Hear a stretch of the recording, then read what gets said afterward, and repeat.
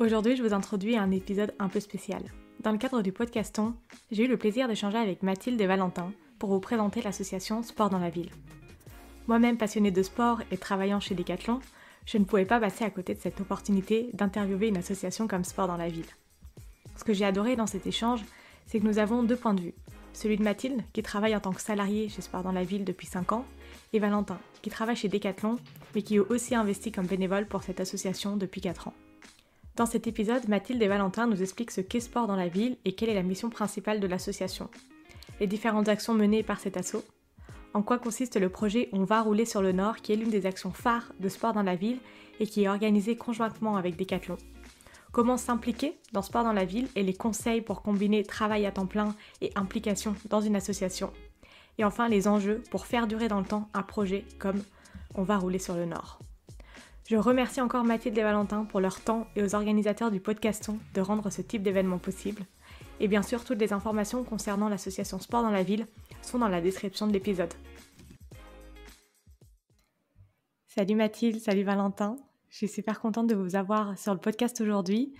On parle dans le cadre du podcaston, qui est un rassemblement de plusieurs centaines de podcasteurs dont l'objectif est de consacrer un épisode à une association dans le but de faire la promotion de l'engagement du monde associatif via les podcasts. Je vous ai au podcast aujourd'hui parce que vous travaillez pour Sport dans la ville. Est-ce que pour commencer, vous pouvez vous présenter en quelques mots et nous dire qui vous êtes ? Alors, je m'appelle Mathilde, j'ai 29 ans et donc je travaille chez Sport dans la ville depuis 5 ans. C'est mon premier boulot et j'ai monté avec quelques salariés de Decathlon donc, un projet qui s'appelle On va rouler sur le Nord, qui vise l'insertion par le sport. Salut Carlotta, salut Mathilde. Moi c'est Valentin, je travaille chez Decathlon et comme le disait Mathilde, ravi de partager le mise en place du projet On va rouler sur le Nord avec Sport dans la ville.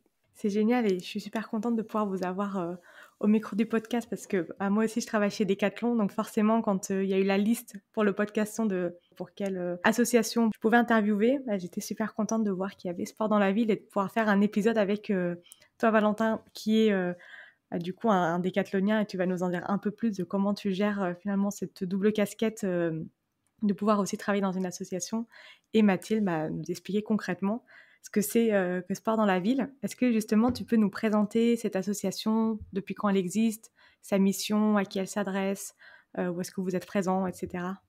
Alors, Sport dans la ville, c'est une asso qui a été créée en 1998 à Lyon au départ. Donc le principe, c'est de créer un city-stade de foot dans un quartier populaire défavorisé et de proposer des séances gratuitement dessus tous les mercredis et tous les samedis, animés par des éducateurs diplômés qui sont rémunérés par l'asso, donc par Sport dans la ville. Ces terrains, ils sont créés grâce à des conventions qui sont faites avec les villes et aussi grâce à des financeurs privés qui investissent dans l'association et qui permettent l'investissement et surtout le fonctionnement après des terrains. Donc une fois que les terrains ils sont créés, les jeunes viennent tous les mercredis de 6 ans à 25 ans et viennent faire une séance de foot comme ils viendraient en fait dans un club de sport, à la différence que nous on propose de l'initiation sportive et non pas de la compétition.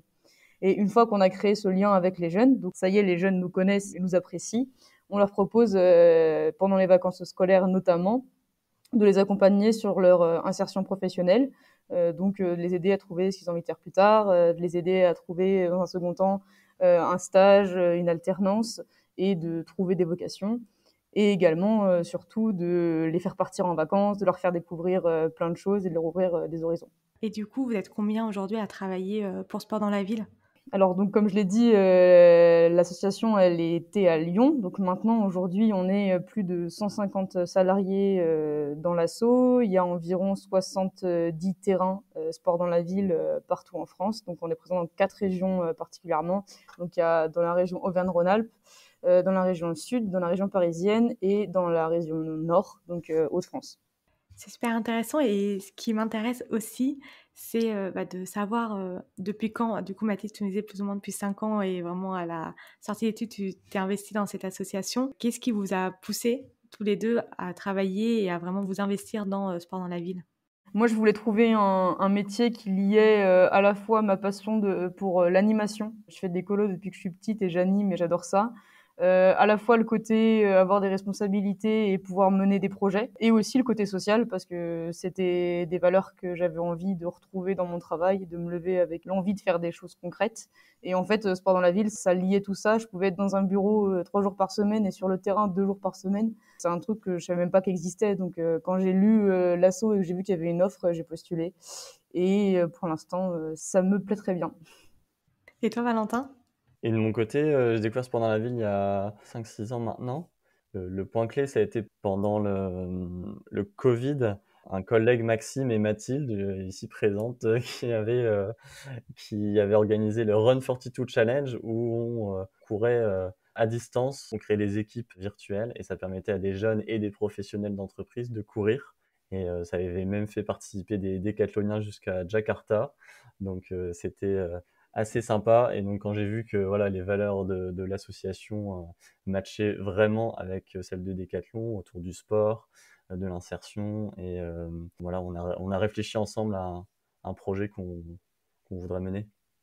Génial, et on va en parler un peu plus en détail. Et juste, Valentin, depuis combien de temps tu travailles chez Decathlon? Moi, ça fait plus de 8 ans déjà. Le temps passe vite quand on s'amuse. Complètement. Du coup, si ça vous va, on va faire un petit focus sur les actions de l'association globale avant vraiment de rentrer dans le détail. On va rentrer dans le détail du projet, on va rouler sur le Nord.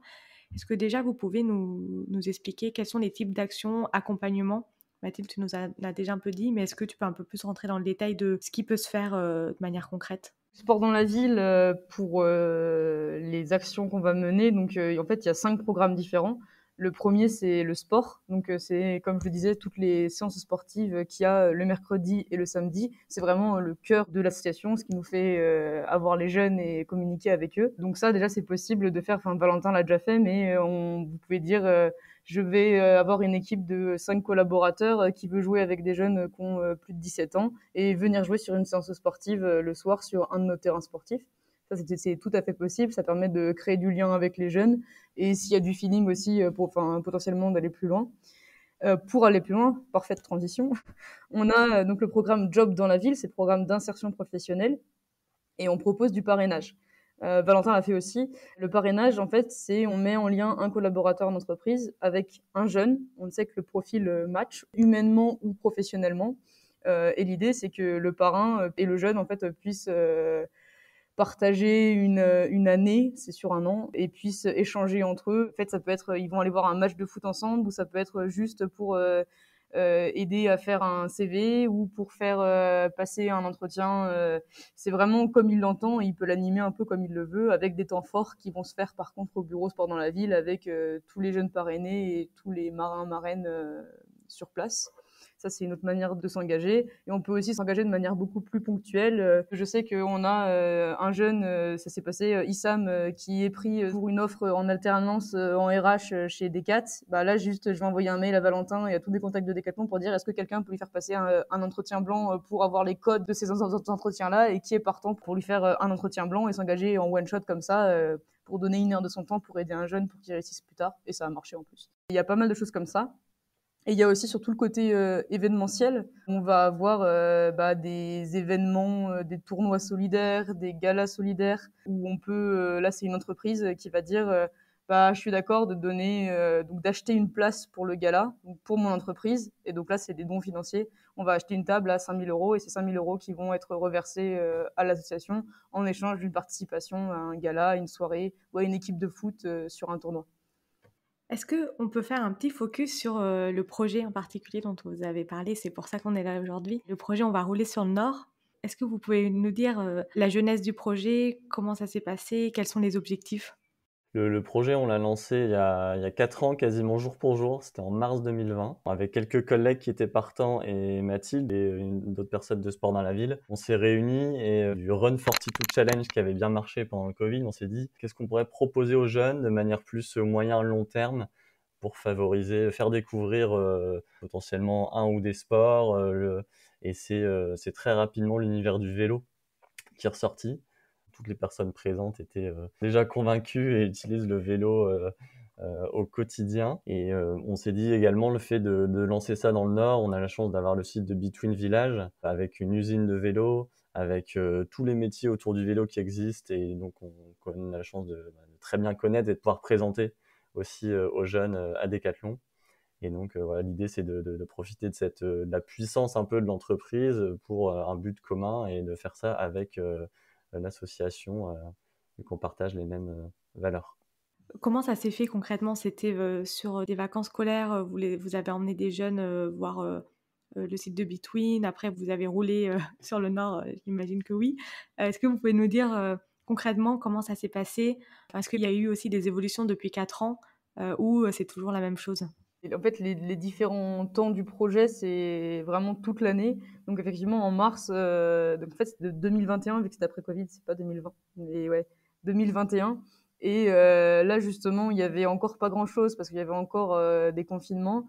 Et on a fait un stage de vélo pendant une semaine avec la ville de Roubaix qui nous a prêté des éducateurs. Du coup, cette année-là, on a pu aussi prendre des jeunes qui savaient pas faire de vélo. Et ça, c'était hyper intéressant parce qu'il y a 3 jeunes qui avaient jamais mis les pieds sur des pédales, quoi. Et on a fait le pari de se dire on les prend quand même parce que c'est des super jeunes et ils vont réussir à apprendre pour l'été. Et donc là, c'était pendant les vacances scolaires et ils ont fait une semaine de stage intensif de vélo pour pouvoir partir. Sinon, en temps normal, enfin, effectivement, on essaye de faire un temps par vacances toute une journée pour se rencontrer et pour voir les jeunes. Et donc, on va faire des visites d'entreprise, des ateliers de réparation de vélo ou alors des activités juste autour du vélo. On a le vélodrome de Roubaix aussi, nous, qui est juste à côté, donc il y a des activités qui se trouvent assez facilement autour de ce monde-là et les initier en fait à un monde qu'ils connaissent pas du tout. Et ça ouvre des portes aussi au niveau de la mobilité. Juste aller au parc du Héron, nous c'est à 10 km, bah, y a des chevaux et en fait on a des jeunes de 17 ans qui sont comme des fous devant des chevaux, quoi. C'était c'est pas une blague. Et du coup, l'année, elle est rythmée un peu par ces événements qui sont ouverts à tous les jeunes. Et l'été, donc les 3 derniers étés, Sport dans la ville sélectionne une quinzaine de jeunes avec lesquels on part en vélo jusqu'à la mer. Donc entre 120 et 140 bornes de vélo sur 4 jours, avec du camping aussi. Donc il y a énormément de jeunes qui découvrent 40 km de vélo ou 50 par jour. Voilà, c'est la première fois. Dormir en planter une tente, c'est la première fois. Dans quel sens ça se met la sardine, par exemple. Voilà, il y a beaucoup de découvertes et de partage, et c'est super intéressant aussi pour nous en tant que collaborateurs et collaboratrices d'entreprises classiques de vivre ces moments-là et de partager une passion et l'univers autour du vélo. Et du coup, en temps normal, hors le projet, de l'été où vous sélectionnez 15 jeunes, au global, du coup, il y a combien de jeunes qui sont vraiment, présents sur, les différents temps forts que vous nous avez présentés? Je pense que sur l'année, on a peut-être entre 40 et 50 jeunes roulants, on va dire, qui participent au moins une fois à une action autour du projet On va rouler sur le Nord. Mais avec l'idée que ce soit vraiment 15-20 jeunes qui soient le noyau du projet et qui participent à monter le camp aussi avec nous. C'est un peu le fil rouge tout au long de l'année. L'année dernière, on a passé une après-midi à construire l'itinéraire avec les jeunes. Les jeunes, ils étaient par groupe de 5 et ils nous ont fait une présentation de leur séjour de rêve en nous trouvant les campings, les activités avec le budget qu'on avait. Et en fait, on a vraiment fait l'itinéraire d'un des groupes. Enfin, les jeunes ont voté à la fin et ont voté pour l'itinéraire qui leur plaisait le plus. Ça, c'est vraiment quelque chose qu'on fait évoluer au fur et à mesure des années, c'est qu'on co-construit de plus en plus. Et voilà, fort des expériences premières, on arrive à ça. La première année, forcément, c'était mars 2021, du coup, merci Mathilde. C'était sortie de Covid, très compliqué d'obtenir des vélos. Donc, on a eu les derniers vélos 2 jours avant le départ en camp. Donc, il a fallu monter les vélos un peu en dernière minute. Entre mars 2021 et début juillet, le premier camp, le gros du travail, ça a été de valider le projet et de monter le projet avec la Fondation Decathlon notamment pour financer les vélos. On a reçu in extremis pour pouvoir partir avec les jeunes. Et justement, je me pose la question, comment ça s'est fait cette collaboration avec, Decathlon? Est-ce que, Valentin, vu que tu étais déjà dans l'asso, c'est venu, de toi qui a proposé, qui a un peu, regardé ce qui pouvait se faire? Ou c'est plutôt Sport dans la ville, où Mathilde, vous êtes allés chercher plusieurs partenariats et ça s'est fait avec Decathlon? Comment s'est mise en place cette collaboration? Il y a 2 biais parce que je pense que Valentin connaissait déjà Sport dans la ville avant qu'on fasse le projet. Mais en tout cas, sur de la connaissance et comment le projet est arrivé, c'est Maxime avec qui on a fait justement le Run 42 juste avant le Covid. En fait, il y a une entreprise de décathlon côté informatique qui est à 200 mètres de nos bureaux de Sport dans la ville qui nous a appelé, qui nous a dit est-ce qu'on peut se rencontrer. J'ai super envie de mener des projets avec une asso sur le sport et l'insertion par le sport. Et on s'est vu vraiment 2 semaines avant qu'il y ait le confinement total. Et en fait, humainement, c'est très bien passé. Et en fait, généralement, c'est ce qui fonctionne, c'est que si humainement ça passe, on a envie d'aller plus loin et on a envie de faire des choses concrètes. Et comme humainement c'est passé, 2 semaines après, on était bloqués et on pouvait plus rien faire. On s'est appelé en mode ah bah tu veux pas du coup qu'on lance un truc maintenant pour faire bouger les choses. On a lancé le Run 42 et on s'est appelé 3 fois par semaine pour gérer ça alors qu'on se connaissait pas en fait un mois avant. Donc forcément, ça a créé des liens humains qui étaient super intéressants et on avait les mêmes valeurs. Et après, Maxime connaissait Valentin, a proposé un peu à ses collègues et amis décathloniens qui partageaient aussi l'envie de bosser avec une asso. On s'est rencontrés et on a co-créé en fait la chose ensemble. C'est ça aussi qui est génial, c'est que c'est pas un truc on est arrivé en disant on veut faire financer ce projet-là. C'est un truc on est arrivé, on était juste 7 personnes avec l'envie de faire quelque chose pour des jeunes et avec chacun nos qualités et nos défauts, on va dire. Et on a réfléchi vraiment, on a brainstormé, on s'est mis autour d'une table pendant 3 heures et on a réfléchi, ok, qu'est-ce qu'on peut faire, qu'est-ce qui peut plaire et aux jeunes, qu'est-ce qui peut nous plaire aussi à nous, qu'est-ce qu'on peut monter pour que ça fonctionne. Voilà, mon côté de l'histoire. Et le tien, Valentin, quel est ton côté de l'histoire? C'est pareil, juste qu'effectivement, moi, le Fortitude Challenge, je me suis dit, oh, il y a quelque chose à faire. Les liens étaient déjà tellement, tellement forts facilement avec l'asso et avec les jeunes avec lesquels on avait pu courir juste à distance. On s'est vraiment dit qu'il y avait un projet encore plus intéressant qu'on pouvait monter sur le moyen terme. Et donc, voilà, effectivement, on a brainstormé et on s'est très vite rejoint sur le vélo. Et après, on s'est lancé. 6 mois plus tard, on était en selle à faire 120 bornes jusqu'à la mer avec quelques jeunes qui n'avaient jamais fait de vélo quand on brainstormait, quoi. Donc ça, c'était assez fort. Et le fait de se dire on va le faire année après année, ça s'est fait tout de suite après la première édition, ça a super bien marché, du coup vous vous êtes dit bah on refait l'année prochaine, comment ça se passe? Dès le début, on voulait faire un projet durable, en tout cas sur plusieurs années, parce que il y a beaucoup d'intérêt autour du projet. Donc au début, on proposait plutôt à des jeunes entre, disons, 13 et 18 ans. Bon, à 13 ans, ils ne recherchent pas encore spécialement de boulot, etc. Et l'idée, c'est de voir aussi, voilà, peut-être quelques années plus tard, que ça aura ouvert des portes, que ça aura pu créer des vocations aussi chez certains jeunes, et potentiellement qui viennent travailler chez Decathlon ou autres. Mais voilà, l'idée, c'était vraiment de faire quelque chose déjà sur plusieurs années avec une vision moyen terme. Et du coup, il y a déjà des jeunes qui ont fait ce projet-là, qui ont participé à ce projet-là et qui travaillent aujourd'hui chez Decathlon? Non, là, pour le moment, il n'y a pas encore. Il y a eu des expériences, mais il n'y a pas encore eu de vocation professionnelle. On a eu un jeune qui a passé un entretien pour être pris à Between, qui a confondu la marque Nakamura et, et Between. Donc, ça a été Un peu compliqué. un peu compliqué, c'est ça. C'était la première année. On a aussi appris de nos erreurs là-dessus. Et donc, maintenant, on leur fait passer des entretiens en amont avant de passer directement les entretiens des 4. En fait, même si c'est pas au niveau du vélo, on a quand même des évolutions de jeunes qui sont assez folles sur les jeunes qu'on voit partir tous les ans. Il y a des jeunes depuis donc le démarrage des camps et du projet en 2021 qu'on fait vraiment tous les camps qui sont là et en fait ça nous a permis de les garder aussi et d'avoir vraiment une relation forte avec eux, avec leur famille, ce qui est hyper important. Je regardais la photo là du camp de 2021 parce qu'on est repassé en conseil pour avoir un financement. Les 100% des jeunes, ils sont encore chez Sport dans la ville. Et en fait, c'est nos jeunes un peu pépites qu'on garde, qui fonctionnent super bien et qui sont là à chaque action Sport dans la ville. Ça crée une relation vraiment privilégiée avec eux. Ouais, c'est génial. Et puis nous aussi, quand on les recroise à droite, à gauche, enfin, à chaque fois, on sent il s'est passé des choses. Ça a marqué les esprits d'un côté comme de l'autre. Ah, j'imagine. Et justement, Mathilde, tu parlais de financement. Quels sont les enjeux financiers par rapport au développement de ce type de projet? Parce que c'est quand même beaucoup de logistique, beaucoup d'organisation, du besoin de produits, etc. Comment ça se passe? C'est un projet particulier, donc c'est aussi un financement particulier, dans le sens où l'asso, en fait, elle va être financée à 80% par du financement privé Et donc là, il y a vraiment des chargés de partenariat privé qui gèrent ce côté-là.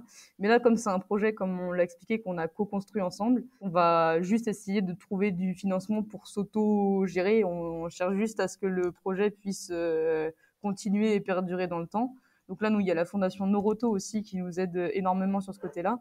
Et à la fois humainement, parce que donc il y a des collaborateurs qui viennent sur les différents temps, qui nous aident aussi à organiser les différents temps. Parce que là, nous, ça peut être plus compliqué, c'est que moi, ma charge de travail, elle est pas faite pour avoir un projet en plus sur on va rouler sur le Nord. C'est un truc que je prends en plus de mon boulot habituel, on va dire. Et donc, c'est réussir à gérer, on va dire, ce côté-là. Et donc, le côté avoir des collaborateurs qui viennent s'investir sur le projet sur du long terme, c'est hyper intéressant. Il y a combien de collaborateurs qui viennent du coup en plus par rapport, on parlait là typiquement Valentin côté des cadres, il y a des gens de chez Noroto. Ça fait combien de personnes au total? Il y a 5-6 personnes vraiment impliquées, donc qui aident vraiment à l'organisation des événements au fil de l'eau, qui sont là à 80% du temps. On n'est pas toujours tous là, mais justement, c'est l'intérêt d'être plusieurs. Et après, par contre, bien sûr, on ouvre, quand il y a des places, on ouvre à d'autres collaborateurs qui peuvent venir juste sur un événement, se faire une idée et potentiellement faire d'autres événements ou donner d'autres idées avec d'autres assos, etc. Le but, c'est d'avoir un noyau dur, comme disait Mathilde, en fonction de la charge de travail aussi, de pouvoir se relayer, que le projet ne tienne pas sur une personne. D'ailleurs, depuis qu'on l'a commencé, 2 personnes qui étaient à l'initiative du projet ont quitté le projet pour diverses raisons. Pas parce que le projet ne leur plaisait plus, mais qu'ils ont changé de région, etc. Et ça tient toujours et ça continue. Donc c'est ça aussi la force. Et Valentin, je suis très curieuse de savoir comment est-ce qu'aujourd'hui tu t'organises et comment ça se passe le fait de pouvoir à la fois travailler dans une entreprise, en l'occurrence Decathlon, et à la fois pouvoir t'engager et t'impliquer pour une association. Est-ce que aujourd'hui c'est toi personnellement qui t'organises comme tu peux? Est-ce que tu as pu voir avec Decathlon justement pour avoir des temps de travail spécifiques pour travailler pour ce projet de sport dans la ville? C'est une bonne question. Aujourd'hui, je suis cadre, donc cadre et autonome et responsable de mes différentes missions que je m'octroie. Ce projet-là, bien sûr, il est aussi dans ma mission à Decathlon et ça fait sens pour mon ancrage local. Et donc, on va dire que c'est voilà, à moitié sur le temps pro, à moitié sur le temps perso, en fonction des possibilités. Et quelque chose qu'on a mis en place, on n'a pas réussi à le mettre en place la première année, mais dès la deuxième année, c'est du mécénat de compétences. Notamment pour les quelques jours de camp d'été, et ce qui permet à n'importe quel collaborateur de l'entreprise qui a une mission avec une association ou pour une association de faire passer ses jours ou ses demi-journées en mécénat de compétences, donc des jours travaillés, mais au service d'une association. Et également dans le projet, ce qui est super intéressant, c'est aussi, on a Nicolas qui travaille lui à l'usine de vélo, donc il est voilà, expert sur le sujet et c'est pas ouvert qu'au cadre de l'entreprise, loin de là. Donc ça, c'est chouette. Et aujourd'hui, ça te prend combien de temps, du coup, tu saurais le mesurer en pourcentage, combien de temps ça te prend? Enfin, j'imagine que ça dépend aussi de la période. Ça doit pas être pareil pendant l'année. Ça dépend, mais globalement, enfin, c'est même pas une demi-heure par semaine en moyenne. Donc après, forcément, quand on fait une demi-journée ou une journée complète, mais après, c'est juste l'organisation, etc. Mais Sur l'été aussi, on a quand même un gros engagement des collaborateurs où quand, enfin, généralement, on le fait sur un week-end plus de jours pour qu'il y ait justement moitié temps perso, moitié temps pro. Mais il faut avoir cet engagement-là aussi, d'être OK de dormir dans une tente, de faire sa nourriture, c'est un engagement aussi. Et tu aurais des conseils, Valentin, sur des personnes qui veulent, enfin, qui bossent en entreprise, qui veulent passer plus de temps, travailler aussi comme tu le fais avec aussi des associations. Tu nous parlais de mécénat de compétences. Est-ce qu'il y a d'autres choses que tu conseilles pour réussir à s'engager en plus du travail qu'on peut avoir au quotidien? je pense qu'il faut pas avoir peur de commencer petit, très petit. C'est-à-dire que, comme disait Mathilde, là, ah bah tiens, j'ai découvert une association, Sport dans la ville, ça a l'air sympa. Bah, un midi, hop, en fonction des possibilités, j'embarque quelques collègues et puis on va faire un foot avec les jeunes sur un des terrains. Et en fait, ça commence comme ça. Et puis après, voilà, on discute, il se crée des choses. Et puis, au fur et à mesure, ça peut aller plus loin s'il y a affinité et qu'on souhaite. Donc, je pense qu'il faut voilà, créer ces petites opportunités qui ne demandent pas trop de temps, pas trop d'énergie. Et puis derrière, à voir si on veut aller plus loin, tout simplement.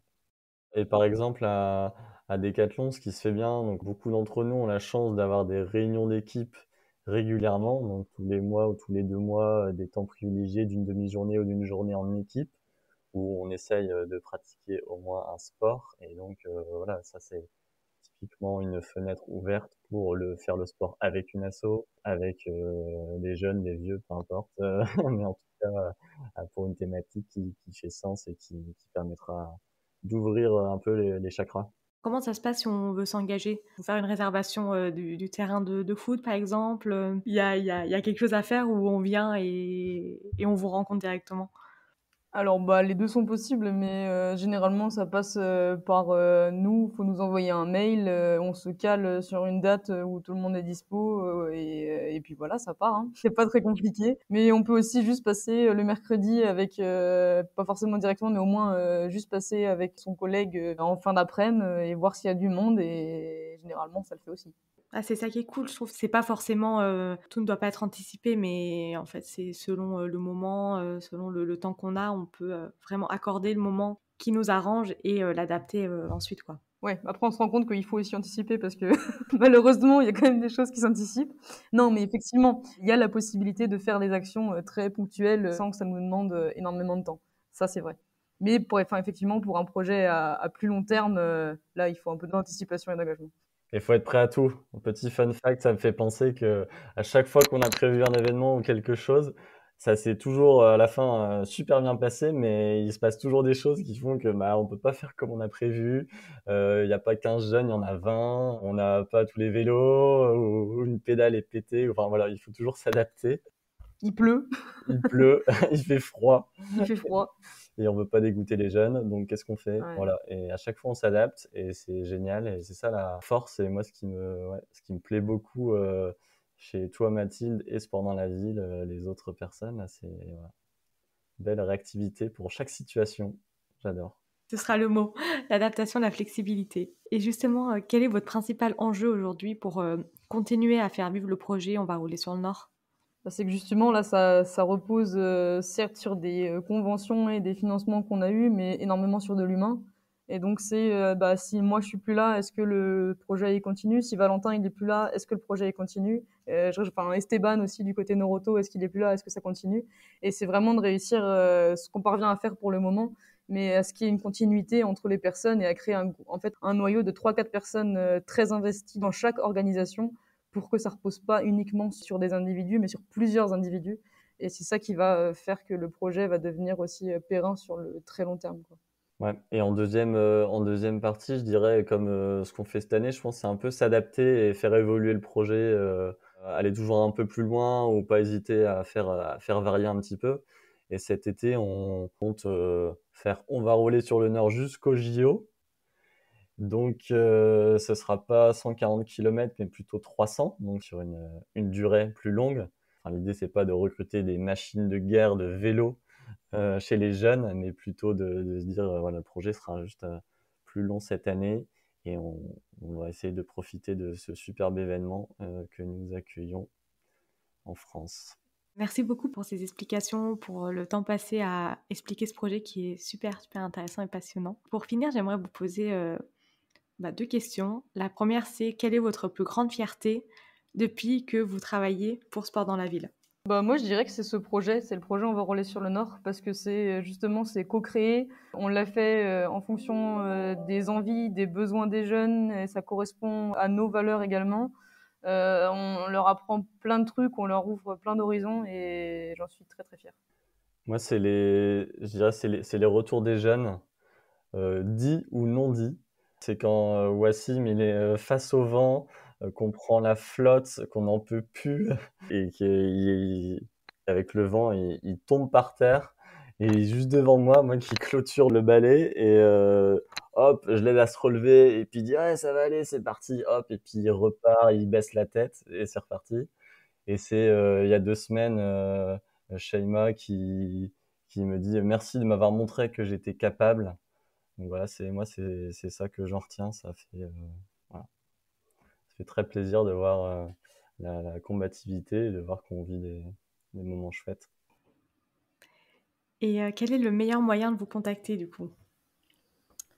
Eh bien, pour nous contacter, je pense que le moyen le plus simple, c'est d'aller sur le site internet de Sport dans la ville et justement, selon la région, il y aura les différents contacts des différents bureaux. Si vous êtes dans le nord, près de Lyon, près de Marseille ou près de Paris, il y aura des contacts. Trop bien, je mettrai le site en description de l'épisode, comme ça, ce sera facile pour tout le monde. Merci encore Mathilde et Valentin pour ce temps passé ensemble. C'était un plaisir de vous avoir sur ce podcast hors série. Et j'ai hâte de voir du coup le projet cet été. Vous nous tiendrez au courant. Avec plaisir. Merci à toutes les deux. À bientôt. Merci d'avoir écouté cet épisode jusqu'au bout. Si l'épisode t'a plu, n'hésite pas à le partager sur LinkedIn en me taguant. Tu peux aussi me soutenir en laissant un avis 5 étoiles sur Apple Podcast et me laisser un commentaire. Ton aide est précieuse pour m'aider à faire connaître Product Marketing Stories et aussi m'encourager à créer davantage de contenu. Alors merci